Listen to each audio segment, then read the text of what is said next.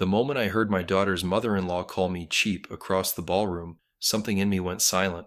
By the time the truth about who paid for that entire wedding came out, her perfect world cracked in half. Before watching the video, please tell us in the comments from where you are watching this video. It was around 8 that evening, the ballroom glowing with golden light, the kind hotels charge extra for.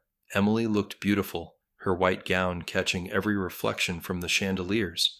The string quartet was still playing when I excused myself to grab a glass of water. My throat was dry from hours of small talk. I stopped near the corner by the dessert table.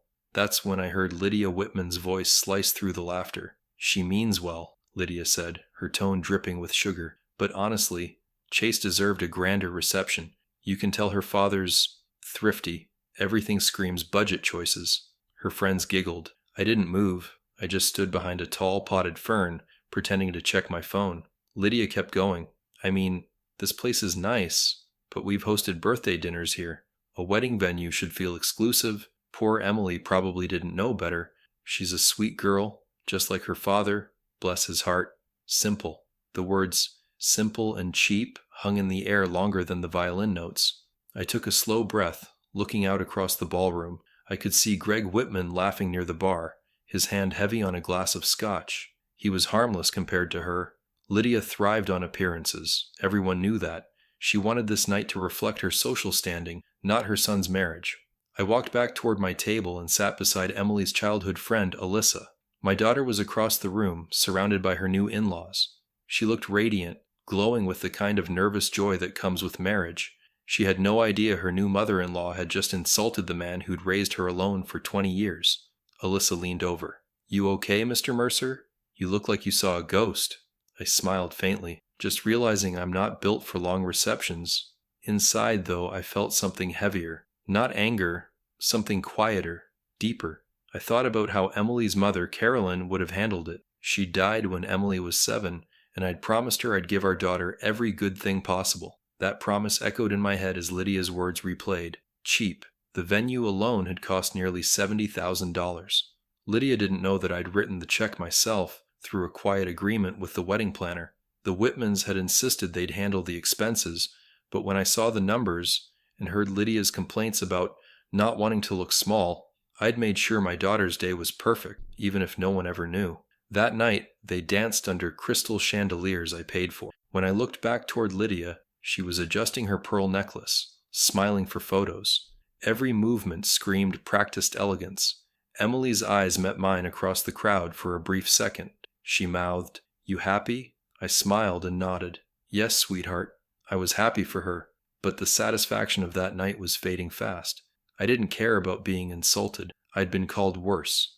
What bothered me was the disrespect behind it, the assumption that money defined worth. After dessert, Lydia gave a little toast. She thanked everyone who helped bring this wonderful day together, pausing just long enough to soak in the attention. Our family wanted the best for Chase and Emily. Every detail, the flowers, the food, this beautiful venue, reflects our love for them. People clapped. My hands stayed still on the table. I noticed Laura Bennett, the wedding planner, standing quietly near the back of the room. Our eyes met for a second. She knew the truth. She gave me a small, understanding nod, then looked away. I raised my glass slightly, not in toast, but in acknowledgement. That nod reminded me that truth doesn't need applause. By midnight, most guests had left. The newlyweds were outside taking photos by the fountain. I stayed behind, collecting Emily's veil and bouquet from the table. Lydia approached, her perfume strong, her smile sharper than her diamond earrings. "Daniel," she said sweetly, "I hope everything met your expectations tonight." "It did," I said. Emily looked happy. "That's all that matters." She tilted her head. "You're such a good father. I suppose it's different for families like ours. These events can be overwhelming for people who aren't used to large-scale celebrations." I looked at her calmly. "I've been to a few," I said. "You'd be surprised." Her smile faltered just slightly. "Well," she said, "thank you for raising such a lovely daughter. We'll make sure she's taken care of." "I am sure you will," I replied. When she walked away, I stared at the ballroom one last time. The lights, the music, the laughter fading, all of it built on quiet lies. I didn't need to expose her. Not yet. The night wasn't about me, but I knew something she didn't. Receipts have a way of resurfacing, and sometimes they arrive wrapped in gratitude. That night, I drove home in silence. Emily and Chase had left for their honeymoon in the morning, unaware of what had been said. I wasn't going to ruin her happiness, not until it mattered. I parked in front of my house and sat there for a while, the engine ticking softly. The invitation card lay on the passenger seat, embossed with the Whitman family crest, elegant and expensive. I turned it over and saw the faint handwriting of the planner, Laura's initials, and the payment code. Proof of everything. I folded the card neatly and slid it into my glove box. Patience has its own rhythm. Lydia would learn that. 3 weeks later, she did. 3 weeks earlier, I sat with my checkbook and a yellow pad. The hotel estimate made my stomach tighten, but I kept reading. Emily deserved a calm day, not a tug-of-war circus. Lydia kept hinting at upgrades while complaining about costs constantly. Chase smiled and nodded, trying to please everyone without backbone. Their pride was turning planning into theater with auditions. Arguments would swallow Emily's joy if I let them. I needed a quiet solution that protected her day. So I called Laura Bennett, the planner, and asked questions. Could the money move discreetly without stirring up family politics? Laura spoke carefully, choosing each word like it mattered. She said some couples needed discretion with tense family dynamics. Payment could route through her planning escrow, shielding names on paperwork. The hotel would receive funds from her company account directly. Contracts would still list the Whitmans as hosts, per their request. I wrote everything in my notebook and underlined key steps. The method was clean and, more important, respectful and private. I told her I wanted to cover the venue cost. She asked if I understood the amount and timing required. I said yes, and the line felt like a promise. We met at the hotel lobby one rainy Thursday afternoon. I wore a navy jacket and carried an envelope with the check. Laura arrived with a slim binder and a steady smile. She walked me through highlighted totals, service fees, and gratuity. The numbers were large, but they were honest and clear. I signed an internal donor acknowledgement for her records. It stated funds came from a family supporter, private by request. I handed over the check and felt my shoulders loosen. Laura thanked me and said the transfer would post by morning. I thanked her for the quiet, not the chandeliers. 2 days later, Lydia called to update the timeline and budget. Her voice carried that polite varnish people use to fish control. The venue, she said, felt too ordinary for their social circle. She worried the lighting would look department store, not premier. She promised to negotiate because she knew people with favors. I listened, sipped coffee, and kept answers short and neutral. Laura manages contracts and logistics now, I said calmly. Lydia paused, then praised my restraint like a compliment. Some parents meddle, she added, but you're admirably hands-off. I smiled at the ceiling and let the comment pass. In the weeks before the wedding, I kept paperwork simple. I stored copies of the escrow notice and the cleared check. They went into a plain manila folder with no label. Money talk gets loud around people like Lydia. Paper should stay quiet. I told no one, not even Alyssa, because gossip walks fast. Chase texted about tux fittings and playlist notes, polite and distracted. Emily sent photos of flowers, worried the roses felt too formal. I told her to choose what made her smile without apology. Her reply was a heart and a relieved, "Thanks, Dad." That tiny relief kept me steady. A week before the ceremony, Laura called with a concern. The hotel finance manager needed identification from the listed primary host. Since the Whitmans were on the contracts, the ID had to be theirs. Laura asked if I was comfortable with that slim paper trail. I said yes, because the point was never public credit. This was quiet support, and not a scoreboard between families. Understood, she said, but Lydia may still grandstand about costs. I expect that, I answered, and I won't correct her unless necessary. We agreed the best revenge was a flawless, calm wedding day. On rehearsal night, I saw the script already playing. Lydia floated around the room, assigning worth with her smile. She praised the quartet loudly and dismissed the DJ with shrugs. She told a cousin their family spared no expense this time. Greg stood behind her, nodding like a wind-blown flag. Chase laughed too hard at jokes about budget weddings and dads. Emily checked seating cards and squeezed my arm for reassurance. "You okay?" she asked, reading my quiet face easily. "I'm good," I said, and meant it for her. I had already paid for peace, even if no one knew.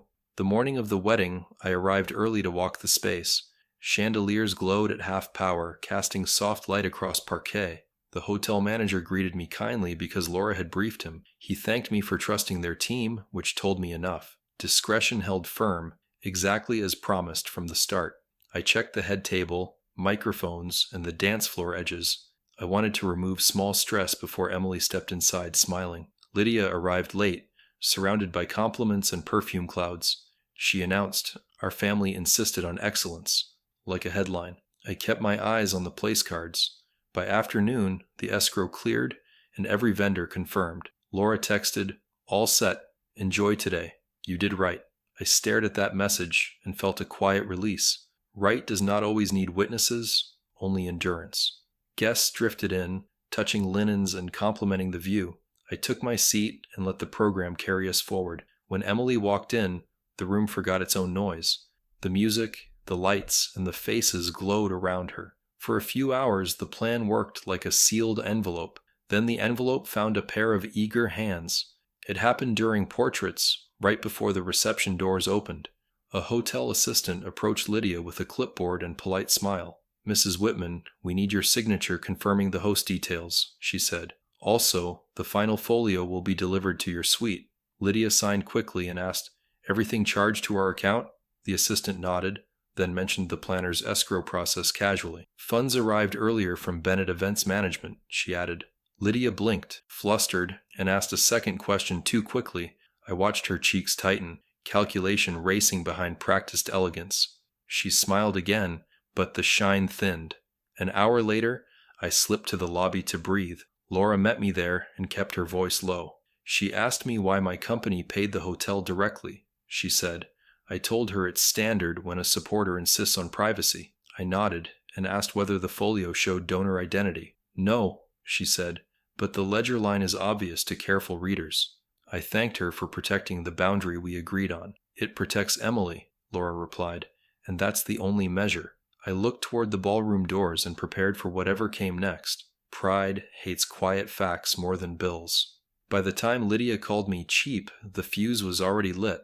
She had connected the dots, but not the lesson under them. I kept still because calm weighs more than shouting. My folder stayed home, but the receipt lived in my memory. Every signature, every line item, every cleared check number remained clear. I had not stolen glory. I had purchased peace for my child. If Lydia respected peace, she would have thanked the air and smiled. Instead, she performed wealth before a crowd with short attention spans. Performances end, ledgers don't, and ledgers always find their audience eventually. The photos captured perfection, at least from a distance. Every guest in those frames looked radiant, polished, and harmonious. Emily's smile stretched wide enough to hide every tension brewing under that chandelier. To the camera, the Whitmans and Mercers appeared as one happy, modern family. Behind the smiles, though, was a script none of them could see. Lydia Whitman was playing hostess, the crowd applauding her every gesture. Chase played dutiful son, collecting compliments about his mother's taste. And me, I stood just out of frame, the quiet sponsor no one credited. At one point, the photographer called for a family-only picture. Lydia directed the lineup like a director in a movie. "Mercer's on that side, Whitman's here," she said. Her voice carried that polite frost that never melted. I stepped forward when Emily motioned me closer, but Lydia interrupted lightly. "Let's keep this one for the immediate family, dear. We'll do another with your father in a bit." Her smile was wide, eyes narrow. Chase said nothing. Emily hesitated, then forced a grin. The camera flashed, capturing that small fracture no one else noticed. When the photographer waved me back in, I joined without comment. My daughter's hand trembled just slightly as she held my arm. I whispered, "Don't worry about it. It's your night." She nodded, whispering back, "She doesn't mean to be rude." I didn't respond because we both knew she did. Emily wanted peace, not truth. It reminded me of Caroline, always smoothing rough edges, always believing goodwill could fix, and arrogance. Dinner began soon after. Lydia took the microphone to welcome guests again. "We wanted the best for our children," she announced, her voice syrupy. "It took months of planning and a great deal of attention to detail, but seeing this come together makes it worth every penny." She paused for effect. Our family was proud to host such a wonderful celebration. Guests clapped politely, unaware they were applauding fiction. I noticed Laura, the planner, glance toward me briefly. Her expression said everything. She knows this woman is stealing credit. I focused on my meal, chewing in silence as conversation buzzed. Across the table, Greg was telling a real estate story that somehow circled back to his own brilliance. Chase nodded, laughing at his father's punchlines. Emily smiled mechanically, trying to keep both sides of the family comfortable. Every now and then, she caught my eye. A silent check-in, a daughter's reassurance that I was fine.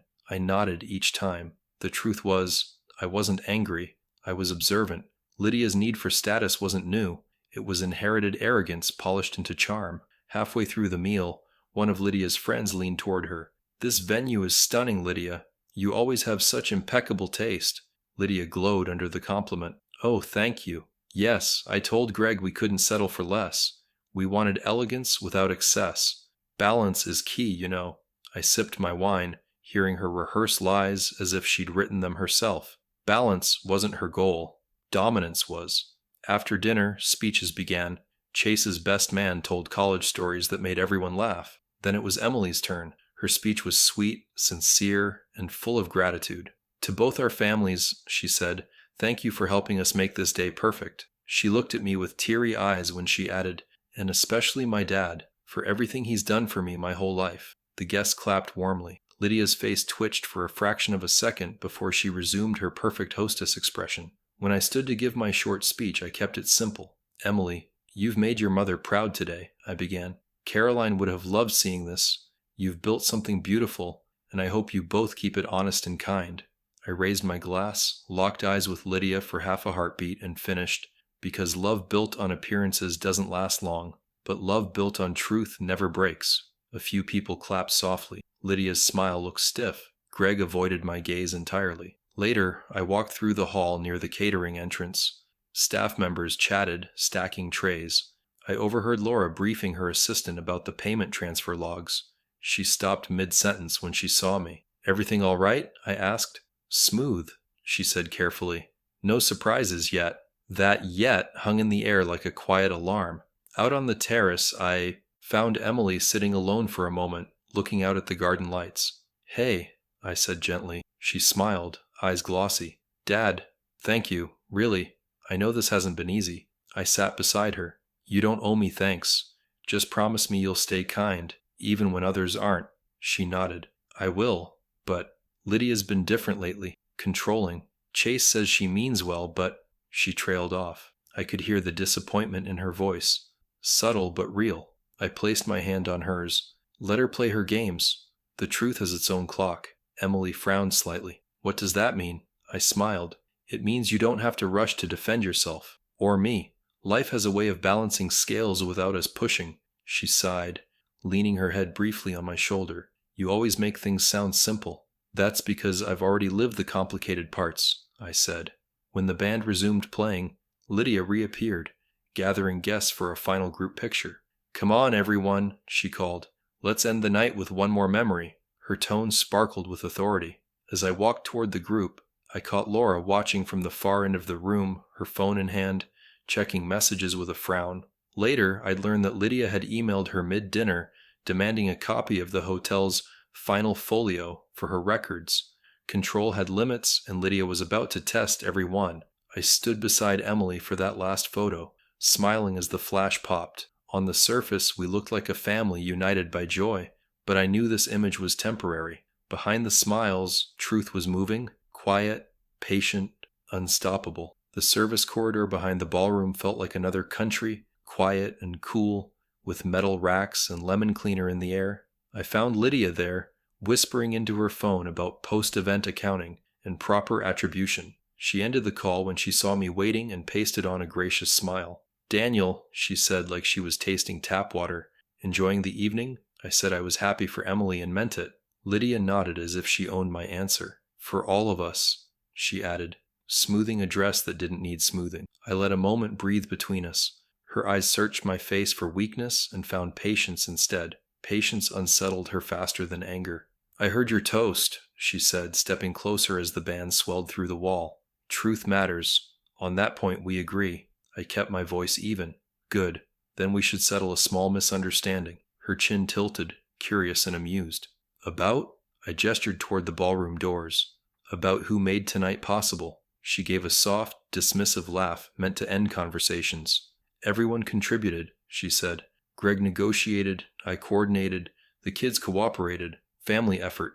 I let silence sit between us like a witness. Silence invites people to keep talking. She accepted the invitation. If this is about the folio, she said lightly, don't worry yourself. Planners process payments all the time. It's routine. I folded my hands. Your assistant asked Laura for the ledger before the salad reached the table. Her smile thinned but held. I manage details, she replied. Some families let standards slip. I met her eyes and kept my tone level. Standards are fine. Credit theft isn't. The word landed and flickered across her face like a cloud over glass. She started to speak, stopped, and picked a safer angle. You sound sensitive, Daniel, she said. Did I bruise something? I'm not sensitive, I said. I'm careful. She crossed her arms, posture sharpening. Appearances communicate value. People notice what you present. I shook my head. No. Appearances communicate anxiety. Value communicates itself. She gave a small scoff and looked past me at nothing. You wouldn't understand the pressure of our circle, she said. It's a constant performance. I nodded once. I understand pressure. I raised a child alone, on deadlines and utility bills without applause. That line pulled her eyes back to mine. The corridor hummed. The band paused, then restarted a new song. Lydia, I said, I paid for the venue to keep arguments off my daughter's shoulders.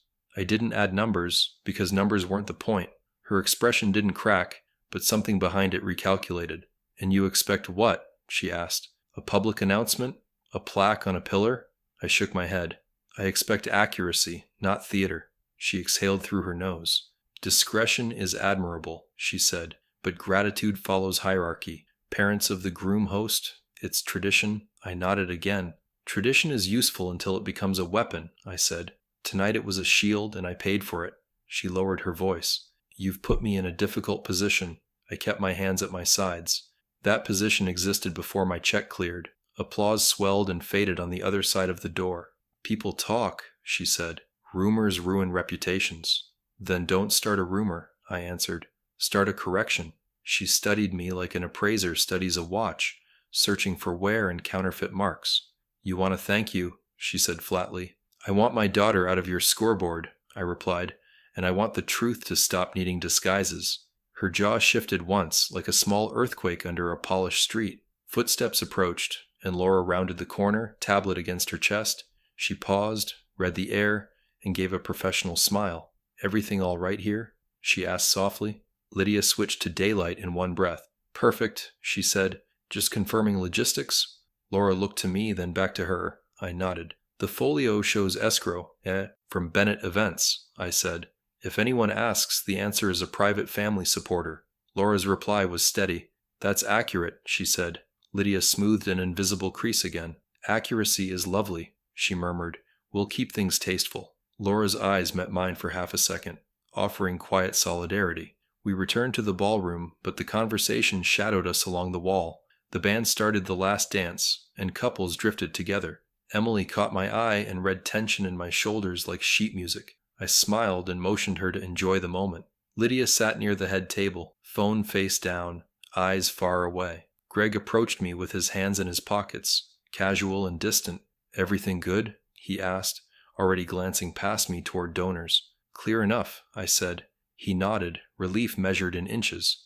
Some people chase peace only when it costs nothing. When the MC called both families to the floor for a farewell circle, hands linked and voices lowered. I stood opposite Lydia, the circle tying us together whether either of us liked it. Emily's eyes shimmered, happy in a way that made everything else feel small. The MC invited final words from the parents. Lydia stepped forward first, smile bright and brittle at the edges. Tonight has been extraordinary, she began. Our families joined to give Emily and Chase a beautiful start. She paused, then added one careful sentence. We are grateful for every quiet supporter who made this possible. It was not admission, but it was no longer theft. The room murmured with approval. I spoke next and kept it clean. Thank you to those who worked without seeking applause, I said. You know who you are. I looked at Emily, not Lydia, and felt something unknot inside my chest. Emily smiled, relief moving through her like warm light. The band closed with a soft cadence, and the circle loosened. Lydia did not meet my eyes again that night. She didn't have to. She had heard me, and the ledger would make the rest plain. I met Laura 2 days after the wedding at a small diner, the kind with cracked red booths and strong coffee. She chose a corner table where you could hear the door chime clearly. I appreciated that detail because it meant she liked exits visible. When the server left our mugs, Laura wrapped both hands around hers and exhaled. "I owe you honesty," she said, looking tired right down to her posture. I told her honesty always costs less than repair, and she nodded. She glanced toward the door again, then back to me with a settled face. "Lydia's been telling people she financed everything," she said. The word everything carried a weight the coffee couldn't cut. I didn't jump to anger because anger wastes fuel before a climb. I asked her to explain what she'd heard and from whom exactly. Laura opened a neat folder, the same kind planners carry everywhere. Inside were printouts of emails and 2 short memos from hotel staff. She tapped the first page and kept her voice level and practical. "This went to 6 guests and 2 vendors the morning after," she said. The email used phrases like "our significant investment" and "hosting at our expense." The timing was quick, almost rehearsed, and the distribution looked strategic. Laura waited for me to speak, measuring my reaction like a nurse watches a monitor. "She sent that right after the folio arrived," I said, reading the first paragraph again slowly. Laura nodded and slid the second memo across the table. It summarized a call where Lydia asked the hotel to confirm her as the sole payer. The manager declined and repeated the escrow language we planned carefully. "She pushed hard," Laura said, tracing a line with her finger. "She wanted something on hotel letterhead that erased your part entirely." I set the pages down and held the table edge gently. "Did the manager break?" I asked. "No," she said, and her mouth softened. "He followed policy and documented everything. We let silence sit between us long enough to cool the coffee." Laura finally said what had sat behind her eyes since the ballroom. "I hate this part of the job," she confessed. "I love the art and the logistics, not the politics." I told her politics finds money the way rivers find low ground. She smiled without amusement and folded her hands. "There's more," she said, glancing again at the door. 2 brides from Lydia's country club had reached out to her assistant. They asked whether premium vendor credits could be transferred to their upcoming events. "They believe Lydia earned vendor perks by footing the bill," Laura added. "She's trading your gift for status points." I felt a muscle in my jaw tighten, the only visible shift I allowed. "Any numbers mentioned?" I asked, wanting exactness more than outrage. Laura shook her head and kept to verifiable facts. "No amounts, just phrasing about our substantial expenditure and continuing partnerships," she said. She opened another sleeve and revealed a small receipt copy stamped with the escrow account code. "This isn't the hotel folio," she explained. "It's our internal confirmation showing your check matched the deposit." She slid it toward me, then hesitated, like passing a baton you don't want to drop.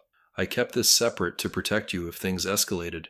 I studied the code, remembering the morning we arranged every discrete step. The proof was unflashy, which made it perfect. "Did she contact you after the corridor conversation?" I asked, keeping my tone even. Laura nodded, then pulled out her phone and read a text thread. Lydia had thanked her for maintaining appropriate discretion and proposed a glowing post tagging the planner's business. The draft post implied the Whitmans financed the venue entirely, with Laura as their trusted executor. "She wants me to co-sign a myth," Laura said, tone flat and professional. "She thinks flattery and future referrals will buy my silence." I asked if anyone else had seen the draft, and Laura shook her head. "We planned next steps the way engineers plan loads and margins. Keep the focus on Emily and Chase, avoid public fights, and document everything quietly." Laura proposed a neutral correction scripted for inevitable inquiries. If asked, she would state that multiple family contributors supported the event through standard escrow. She would avoid names unless pressed by legal necessity. "It's truthful without inviting spectacle," she said, closing the folder softly. I agreed because spectacle feeds the wrong mouths first. We also discussed a line drawn in plain pencil. Any public claim naming Lydia as sole financier would trigger a private letter. The letter would include the escrow confirmation and a firm request to cease misrepresentation. The door chimed, and a couple walked in, laughing about parking meters and fresh pie. Normal life threaded through our heavy talk like a steady drum. Laura sat back and studied me, perhaps surprised by my stillness. "You're calmer than most parents in this situation," she said. I told her calm isn't softness, it's strategy without noise. She laughed once, short and grateful, and then her face settled again. "One more thing," she added. A hotel assistant overheard Lydia call you cheap near the dessert table. She watched my reaction carefully, but I already knew that moment by heart. Insults don't change invoices, I said. They just mark character under stress. Laura sipped her coffee and finally let some personal feeling show. I liked your daughter, she said simply. She was kind to the vendors and grateful for small fixes. I nodded and felt that steady warmth that comes when someone sees your child clearly. That's why we're doing this the slow way, I said. No fireworks, no public shaming, just careful light where it's needed. She closed the folder and slid it across the table for me to keep. If it helps, she said, I'll hold the originals and send notarized copies if required. I thanked her, and the gratitude had weight, not air. Before we left, Laura asked whether I wanted her to confront Lydia directly now. I shook my head because timing matters more than volume in these disputes. Let her push a little further, I said. People reveal themselves when they think they're winning. Laura nodded, understanding the patience I'd honed over years of parenting. She tucked her phone away and stood, ready to re-enter a world of linens and schedules. At the door, she paused and looked at me like she wanted to offer comfort. You did right, she said. Even if no one claps, the ledger claps for you. I smiled because the line felt corny and exactly true. I left the diner with the folder under my arm and the plan in my head. The afternoon had that washed-out brightness after morning rain, all reflections and soft edges. I drove past the courthouse, the DMV, and a block of modest apartments. Ordinary life kept moving, indifferent to private wars for status. At a red light, I considered calling Emily, then put my phone back down. She deserved a quiet honeymoon memory, unspoiled by someone else's vanity. This would be handled cleanly when the ground favored truth. Quiet revenge isn't about pain. It's about instruction delivered at the right hour. The folder sat on my kitchen table like a steady heartbeat, not urgent, but alive. I brewed coffee and wrote steps on a legal pad slowly. The plan needed to be clean, quiet, and hard to twist. My goal wasn't humiliation. My goal was correction with dignity. Emily's joy had to stay untouched, like a ring you never pawn. I listed names, moments, and the one place crowds actually listen. The gift presentation would be perfect because gratitude frames truth gently. If the truth arrived wrapped as thanks, it might land without splinters. That was the path, and I chose it. I called Laura first because planning likes grown-ups who use complete sentences. She answered on the second ring and sounded relieved to hear direction. We aim for the gift segment, I said, keeping my voice measured. No drama, no accusations, just precise thanks and a factual line. She listened and asked about wording and witnesses. 2 anchors, I replied. The MC and the hotel manager, off stage.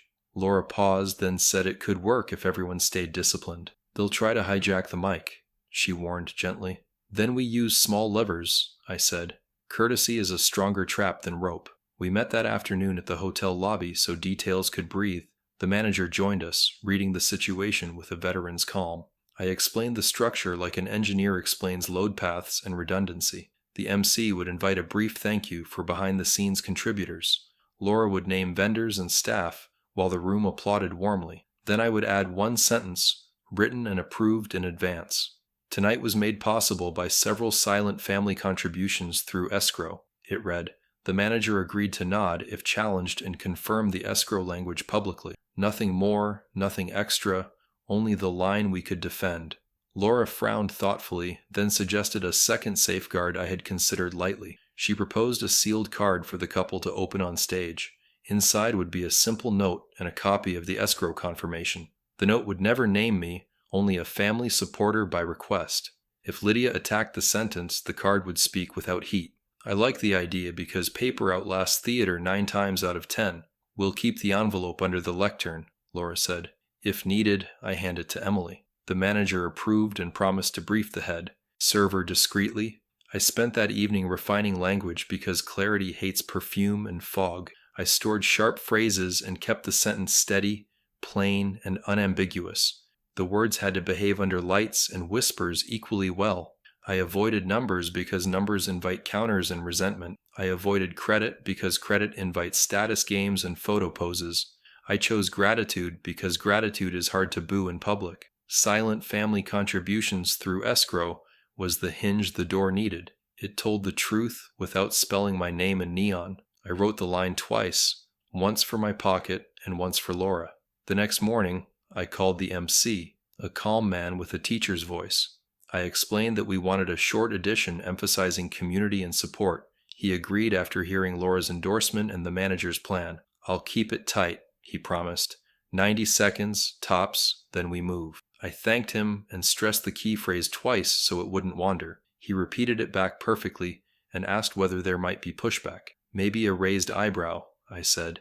"But the room likes gratitude." He laughed and said crowds clap when told who helped them party. He wasn't wrong, and I marked that box complete. I wrote a separate note for Emily because daughters deserve context without panic. It fit on one card and used simple, careful words she recognizes. "Some gifts stay quiet to keep peace," I wrote. "Tonight, a line will honor them without names." I told her not to worry, not to apologize, and not to pick sides. "You married a person, not a committee," I added near the end. I signed it, "Dad," then sat with the pen and breathed. I did not mention insults because memory stains faster than it cleans. I sealed the envelope and handed it to Laura for safekeeping. The last piece required chase, because husbands learn quickly when pressure finds their door. I called him for coffee, kept it neutral, and met him downtown. He seemed relaxed, almost relieved to talk without chaperones or choreography. I told him I wanted a short moment during the gift segment that thanked contributors. He said it sounded kind and asked who I meant exactly. "Families," I said, "plural," and let the word settle between us. He nodded slowly, maybe sensing rails beneath the carpet. "Will Mom be okay with that?" he asked, trying to sound casual. "If she likes gratitude, she will," I answered, not blinking. He rubbed the back of his neck and admitted he'd noticed tension. "She means well," he said, the phrase most sons borrow by habit. I told him meaning well is a floor, not a ceiling, and he smiled. "I just want Emily happy," he added, sounding sincere enough to keep faith. I said the plan protects happiness by anchoring facts without fireworks. He agreed to support the MC's moment and to avoid improvising. "No surprises," I said, then watched him promise like a man borrowing steadiness. We parted with a simple handshake you could photograph for a textbook. The plan held, tight and breathable. That night, I rehearsed silence because silence is the engine of a good reveal. I pictured the ballroom, the lectern, and the vulnerable hush before words. I pictured Laura's steady hand passing the envelope like a relay baton. I pictured the manager's nod, small but official under the chandelier light. I pictured Lydia's face move from certainty to calculation, then to stillness. Not shame, not collapse, just the end of a story she'd been selling. My breathing slowed until it matched the clock on the stove. Quiet revenge doesn't shout. It clears fog until buildings appear. Tomorrow the buildings would appear on their own. The day of the gift presentation arrived like calm before a small storm. The ballroom looked softer this time. Fewer lights, smaller crowd, and more sincerity than spectacle. It was the Family Appreciation Dinner, an afterglow event organized by the Whitmans to thank vendors and close relatives. Lydia wore pale lavender and a diamond bracelet that caught every flash. Greg circled guests like a polite satellite. Emily and Chase looked rested and still slightly sunburned from their honeymoon. The scene felt peaceful, but under the surface, strings were already set to tighten. The MC began with short introductions and casual jokes about weddings that never end. Laughter rolled easy, and glasses clinked like wind chimes. When it was time for speeches, Lydia rose first. "This celebration," she said, "marks the beautiful joining of two families, and the success of so many people who worked to make it perfect." She gestured gracefully toward Laura, who stood near the back, expression unreadable. "We were blessed to host an unforgettable event. Greg and I are so proud to have made our children's dream wedding possible." The word "our" rang like a drumbeat through the room. I sat quietly, my plan unfolding like a map I'd already memorized. Lydia smiled toward the guests, basking in soft applause. She nodded at the MC, who thanked her warmly and invited Laura to the microphone next. Laura's composure was pure professionalism. "It was an honor to organize such a wonderful event," she said evenly. This wedding reflected true collaboration. Several family contributors came together quietly through our escrow system to make the celebration seamless. She said it perfectly, no embellishment, no hesitation. The phrase landed exactly where I'd placed it, quietly through our escrow system. For a split second, the air changed. Lydia's smile froze mid-expression. a faint tremor running through the corners of her mouth. Greg blinked as though he hadn't caught the phrasing entirely. The audience clapped politely again, but a few heads tilted, curious. The MC thanked Laura, then looked at me from across the room. His nod was the signal we'd agreed upon. I rose and walked to the front, hands steady, voice calm. "I'd like to offer a short word of thanks," I began. "Weddings have a way of revealing the best and worst in families. They test patience, pride, and love all at once. What I saw during Emily and Chase's wedding was something remarkable, people working together quietly, each in their own way, to build a perfect memory." I paused, glancing toward Emily, who smiled softly, not yet realizing where this was going. Some gave time, others gave effort, and some gave support that never asked for spotlight. Tonight, I just want to thank those who contributed silently through Escrow, because their gift was peace. The room stayed still. I could hear the small electric hum of the lights above. Lydia's hand tightened around her napkin, her smile a mask trying not to slide. "What matters most," I continued, "is not who signs a check, but why they do it. Love that needs an audience isn't love, it's advertisement. But love that works in silence is what builds a foundation." The applause started small, then grew naturally. Emily's eyes shimmered and she mouthed thank you across the room. Lydia joined the clapping half a second late, just enough for anyone paying attention to notice. Laura moved to the lectern, reaching for the small white envelope hidden underneath. "Before we conclude," she said, "the couple has a sealed note from their family supporters. Emily and Chase, would you open it, please?" Emily took the envelope with curiosity, glancing at Chase. They unfolded the note together. Emily read aloud, her voice catching slightly, "To the couple. Some gifts are meant to stay unseen, but every detail of your day came from love that doesn't need credit. May you remember that peace and truth always pay their own bills." The audience murmured softly, touched by the message. Chase looked at me and nodded, an expression of realization crossing his face. Emily hugged him, then turned to the microphone.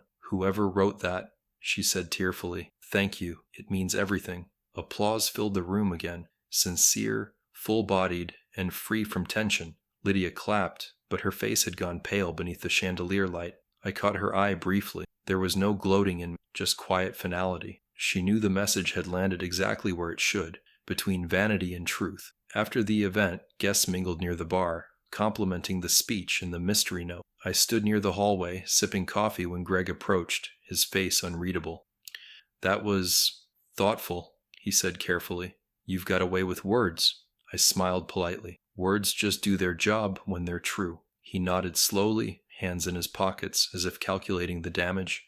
Then, lowering his voice, he added, "Lydia's a little embarrassed, but maybe that's healthy. She'll recover," I said, looking at the crowd. "Some lessons build better families." A few minutes later, Lydia herself approached. Her smile was thinner now, her voice more controlled. "Well," she said, "that was quite the surprise." I nodded.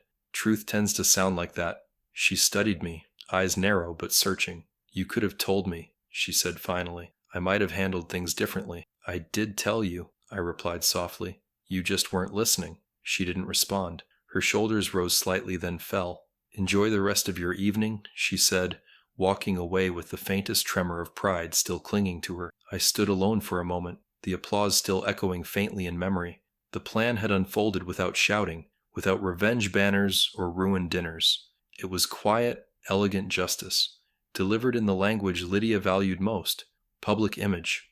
Later, as I helped Emily pack her gifts into the car, she looked up at me. "Dad," she asked softly, "did you have something to do with that note?" I smiled faintly. "Sweetheart, sometimes love wears a suit of silence. That's all you need to know." She hugged me tight, her voice muffled against my shoulder. "I don't deserve you," she whispered. "You deserve peace," I said. "That's the same thing." By Monday morning, the story had already traveled faster than anyone expected. The Whitmans' circle of friends, real estate agents, club members, and golf companions had begun trading whispers before their morning lattes even cooled. Every retelling carried the same soft question that stung Lydia more than any accusation. So, who really paid for that wedding? Nobody had facts, only tone, and tone spreads like perfume. Within 48 hours, the myth Lydia built with words collapsed under the weight of a single sentence spoken in gratitude. I didn't hear about it from her first. It was Greg who called that afternoon. his voice lower than usual, heavy with forced calm. "Daniel," he said, "I think you should know Lydia's been getting a lot of calls. Questions about the wedding finances. People love gossip. I told him people also love the truth, but it's quieter, so it takes longer to recognize." He gave a half laugh that didn't reach his throat. "She's upset," he admitted. "She feels blindsided. Could we maybe, clarify?" "Clarify what?" I asked evenly. "That I thanked the people who made the event possible? Or that she's been taking credit for what wasn't hers?" He hesitated, then sighed. "You could have spoken to her privately," he said. Saved face. I let the silence stretch before answering. "Greg, she had months of private chances. This was a public story because she made it one." He muttered something about perception and appearances, then hung up after a polite goodbye. I sat at my kitchen table, the same place I'd drafted my plan, and thought about how pride always comes disguised as preservation. Lydia wasn't angry at exposure. She was angry at losing her narrative. 2 days later, Emily called. Her tone was uncertain at first, testing the water. "Dad, is it true people are talking about the wedding? Chase said his mom's been avoiding calls." I kept my voice calm. "It'll blow over soon. Truth doesn't need a PR team." She hesitated. "Chase asked me if you paid for the venue." I took a breath before answering. "I helped, quietly, because you deserved a peaceful day." There was a pause on the other end, soft and long enough to hear emotion build. "You shouldn't have had to," she said. "It was supposed to be their gift." "I didn't do it instead of them," I said gently. "I did it despite them." She didn't speak right away, and when she did, her voice trembled between gratitude and anger. "She humiliated you," she said, "and you still protected her image?" I smiled faintly, even though she couldn't see it. "That's what adults do when they love someone more than they hate someone else." Chase got on the line next, his tone heavier. "Mr. Mercer, I just want to say I didn't know any of this. Mom made it sound like she'd handled everything. I should have asked questions.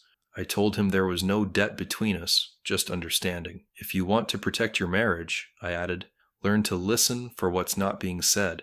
He promised to try. Whether he could or not was another matter entirely. By Friday, the country club rumor mill had chewed up Lydia's pride and spat it back as mock sympathy. One of Laura's assistants overheard 2 members talking near the hotel cafe. Apparently, her in-laws didn't pay a dime. Can you imagine? Lydia had spent decades mastering control, but gossip dismantles control molecule by molecule. She began canceling luncheons, rescheduling charity committees, even pulling back from the upcoming gala she'd chaired for 5 years. The more she hid, the louder the silence grew. That weekend, I saw Greg at the hardware store, staring at paint samples with the focus of a man who needed any problem that wasn't his wife. He spotted me, tried a smile, and walked over. "Lydia's struggling," he said quietly. "She's not used to being the topic instead of the storyteller." I nodded. "Truth flips roles sometimes. She'll adjust." He rubbed his forehead. "She said she might apologize," he muttered, almost embarrassed. "But she doesn't know how to start." "Start by meaning it," I said.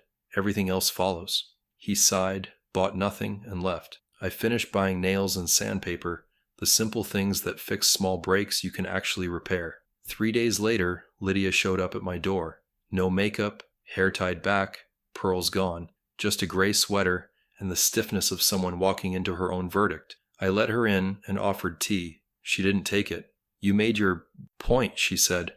Her voice wasn't sharp this time, just tired. "It wasn't a point," I replied.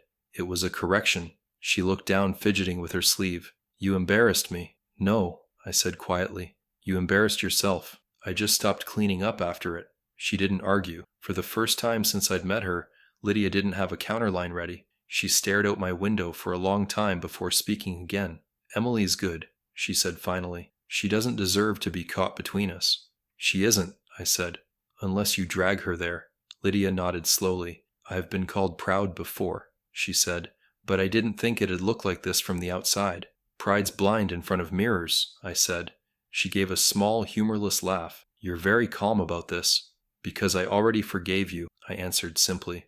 That's how I stayed calm enough to win. She met my eyes for a moment, then looked away. "You really did pay for the venue?" "I did," I said, "and I'd do it again." Lydia stood, smoothing her sweater like a reflex. "For what it's worth, I'm sorry." The apology sounded half-built, but it was real enough to keep. "That's a start," I said. "Take care of Emily." She nodded once and left quietly. The door closed without echo. Later that evening, I stepped onto my porch and watched the streetlights hum on. The world looked steady again. Smaller, cleaner, honest. Somewhere downtown, Lydia was probably deleting social posts, rewriting her story in smaller words. That was her way. Mine was silence. I didn't need to win loudly. I'd already rewritten the truth, one quiet sentence at a time. Lydia texted 2 days later, asking to meet somewhere neutral and quiet. I suggested a small public garden behind the courthouse where benches faced a fountain. She arrived on time, hair pulled back, wearing a simple navy coat. Greg came with her, hands tucked in his pockets like he wanted to disappear. I stood when they reached me, then we all sat without ceremony or smiles.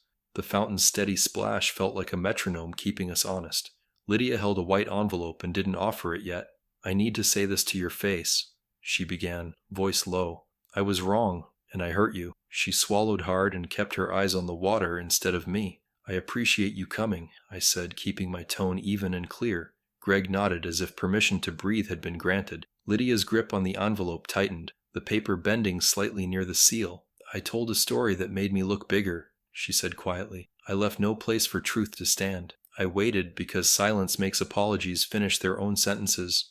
I called you cheap," she added, almost whispering. "That was cruel and also false." Greg cleared his throat like a cue. "We both benefited from the lie," he admitted. "I didn't stop it, so I share it." I let their words settle like dust after a closed door.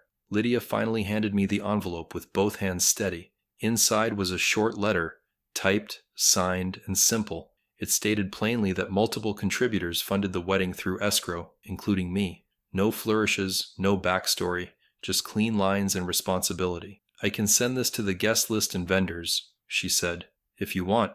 I folded the letter once and held it lightly, not claiming victory. "Send it because it's right," I answered, "not because it saves face." She nodded, eyes damp, and didn't try to bargain with softer words. "I will," she said, sounding more like a promise than a performance. Emily and Chase arrived a few minutes later because I had asked them to. I wanted all of us to hear the same words in the same air. Emily hugged me first, then stepped back and faced Lydia with guarded hope. "Mom," Chase said, voice careful, "we're here to listen." Lydia straightened like a person stepping onto a narrow bridge. "Emily," she began, "I let my status matter more than your peace." Emily's eyes watered but held steady. "It hurt my dad," she said.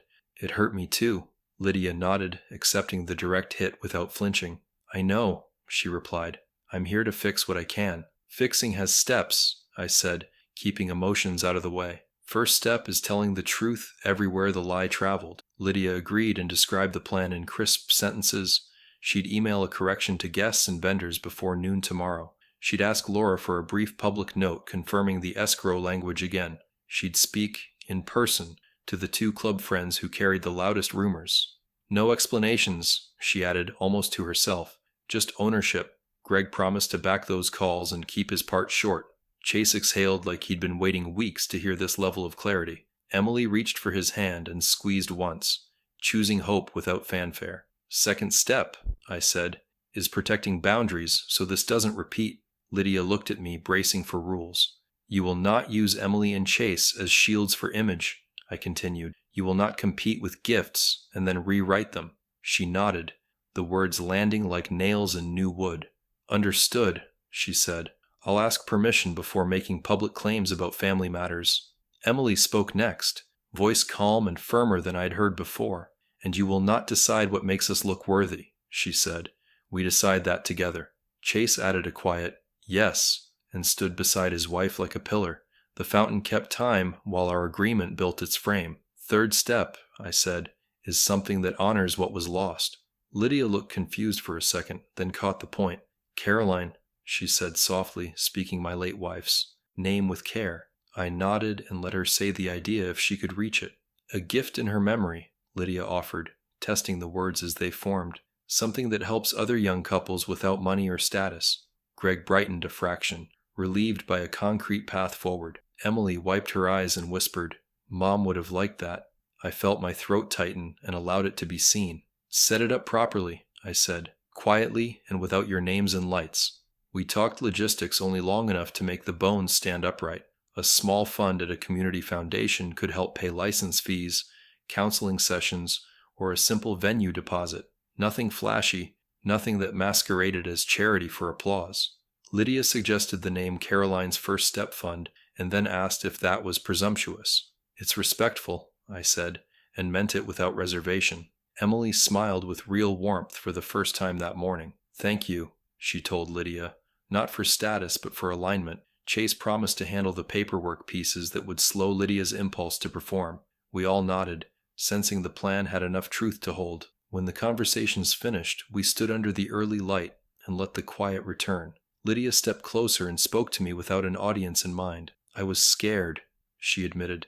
"I thought if I looked small, I'd disappear." I answered with the line I wish someone had told her years ago. "Small isn't the same as unseen," I said. "Honest is bigger than both." She let out a thin breath and finally looked me in the eye. "I'm sorry, Daniel," she said, letting the words land without decoration. "I hope one day you'll trust me around your daughter's heart." "Earn it," I replied, not unkindly. "You started today." We hugged goodbye with simple gestures and no promises we couldn't keep. Emily held my arm and asked if I wanted breakfast at the diner. I said yes, because ordinary warm food fixes more than people admit. At the counter, she stirred her coffee and studied my face like she always does. "You okay, Dad?" she asked, voice softer now that the storm had passed. "I'm good," I said, and felt the truth inside the word. "You taught me something," she said, smiling. "That quiet doesn't mean weak." I laughed, finally relaxed. "Quiet is just strength without a microphone," I answered. We ate in peace while the morning rush grew around us, and the day kept moving forward. After Lydia's letter went out, the noise slowed to a human pace again. The club stopped buzzing like a broken neon sign, and people returned to errands. Emily and Chase settled into their apartment, learning the rhythms of rent and routine. I visited on Saturdays with groceries and the old toolbox Caroline loved. Emily teased me that the toolbox was my second child, and I agreed. "It behaves better than I did at 16, she joked, bumping my shoulder. Chase laughed and asked me how to hang shelves without tearing drywall. "Measure twice, drill once," I said, handing him anchors. He nodded while Emily watched, smiling at the simplest lesson. Peace often sounds like a tape measure sliding home. A week later, Lydia asked us all to meet at a small community foundation office. The director greeted us with plain folders and a warm, practiced smile. We reviewed forms for Caroline's First Step Fund. Careful with language and impact, it would cover marriage license fees, a counseling session, and a small venue deposit. Nothing glamorous, just the kinds of costs that choke young plans early. Lydia spoke gently, avoiding the rush that used to carry her sentences. "This isn't penance," she said. "It's repair and respect." Greg agreed and signed his name without ceremony or sales pitch. Emily squeezed my arm when the director stamped the documents. The stamp thudded like a promise landing on solid wood. Afterward, we walked to a nearby diner and slid into a booth. The server placed waters and left, giving us room for something honest. Lydia looked at me and didn't flinch from the steady eye contact. "I've been rehearsing a cleaner apology," she said, "but I think living it works better." I nodded because performing regret is still a performance, and we were done with that. Emily kept the tone balanced, pushing us forward without scraping old wounds. "We're building a family we can stand to be in," she said. Chase added, "And that means telling the truth, even when it's inconvenient." I said little because the best tool sometimes stays in the box. Some repairs hold because you stop touching them. In the quiet that followed, I thought about Carolyn and the promises I kept. I remembered her voice on a winter night, asking me to raise Emily steady. "Not flashy," she said, "just a good woman who knows where she stands." I wasn't perfect, but I stayed faithful to simple bearings. Pay what needs paying. Speak when silence harms. Forgive before the fight ends. Those rules carried me through deadlines, school concerts, and lonely holidays. They carried me through a ballroom where someone mistook worth for shine, and they carried me here, to a booth where pride learned softer language. Lydia set down her fork and finally exhaled like air had weight again. We stepped outside and stood under a pale, wide sky. Traffic passed lazy, and the breeze lifted napkins from a sidewalk bin. Emily hugged Lydia without the stiffness that marked earlier weeks. "We're okay," Emily said, and you could tell she meant it. Lydia nodded and looked at me, measuring plain words against old habits. "You taught me something I should have known already," she admitted. "Status is a costume. Grace is work." I answered without edge because victory didn't require salt. Grace is work you do when nobody claps, I said. Greg chuckled, rubbing his jaw, and muttered, and sometimes it still gets you clapped at. We all laughed, the kind that clears a room without a broom. In the months that followed, the fund helped 3 couples who were more grit than luck. One pair used it to pay for counseling after a tough year of layoffs. Another used it to reserve a small park shelter with string lights and hope. The third sent a postcard with a photo and a short note. Someone believed in us when we needed breathing room, the note read. Emily framed it and set it beside a picture of Caroline. Mom would have liked this better than flowers, she said quietly. I agreed, tracing the frame with a thumb because memory has texture. Lydia visited the foundation sometimes and left before anyone offered praise. That's how you know a lesson stuck. It makes noise smaller. One evening, Emily and Chase invited us over to hang more shelves. The apartment smelled like takeout and lemon soap, and a game hummed softly. Lydia brought simple cupcakes, not the towered kind with glitter and angles. I baked these, she said, smiling at herself for the ordinary pride of it. We ate while Chase unpacked a level and handed me a pencil. He asked where to place the brackets so the books wouldn't bow. Closer than you think, I said, marking spots with light, careful dots. Emily leaned against the doorway, content in a way that made everything even. You two make a good team, she said, and it wasn't about shelves. When the shelves were up, we stood back and let silence admire them. Greg clapped once, then stopped, embarrassed by the extra flourish. Lydia touched the wood and smiled without checking who was watching. Strong, she said softly, and it reached further than the wall. Emily handed me the old toolbox like a ceremonial transfer. You want to leave this here for emergencies? She asked. I shook my head and clicked it shut with a familiar snap. This one goes with me, I said, but I'll come back when something wobbles. Chase grinned and promised to call before drilling random holes. Measure twice, he repeated. Drill once, and we all echoed it like a toast. That night, driving home, I watched the city lights cut clean lines across the windshield. I thought about revenge and how people misunderstand it when they're young. They think it's fire and broken glass and speeches that shake rafters.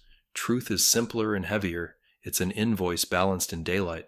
Revenge isn't rage. It's correction with the door unlocked and the lights on. It's a ledger that invites you to look and doesn't fear your eyes. When you hold the numbers steady, pride loses its costume on its own. That's what we did, gently and in public, and then we left. Sometimes dignity is just knowing when to close the book.